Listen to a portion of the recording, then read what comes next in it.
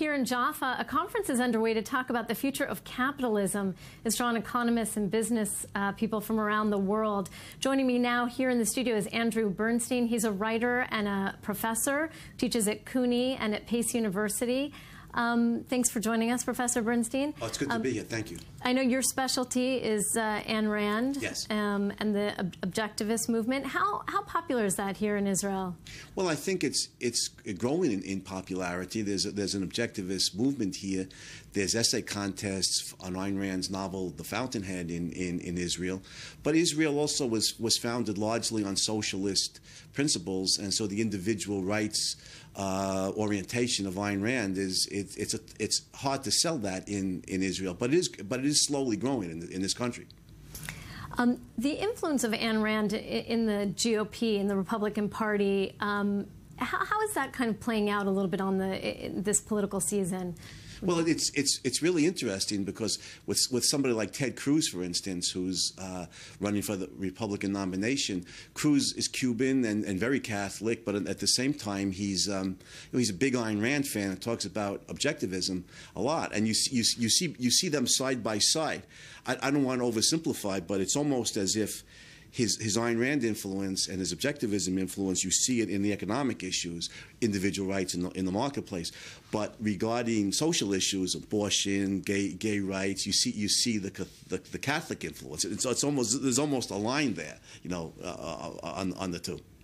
Is it having any play at all on the Democratic side?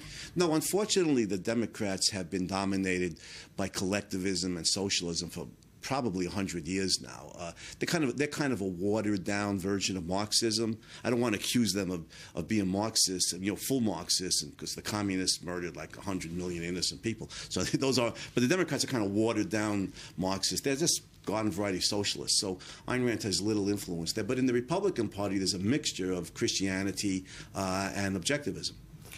Tell me a little bit about the conference here in Jaffa. Some of the people that you're meeting here. What's the atmosphere been like? Well, it's great. There's been two conferences. One for the Israeli freedom movement, which is sponsored by my friend Boaz Arad, who's getting well known in Israel promoting objectivism, and I think you're going to have him on TV later today. And then today there's the Student for Liberty conference, which is the largest libertarian organization of students in the world. And so there's been a great variety of talks. I spoke yesterday on the heroes of capitalism. There's a number of talks given by economists on the superiority of the free market to government intervention and socialism. These two conferences, I think, have been excellent in promoting the ideas of individual rights and free markets and limited constitutional government, as opposed to socialism and any system where the government is dominant over the individual.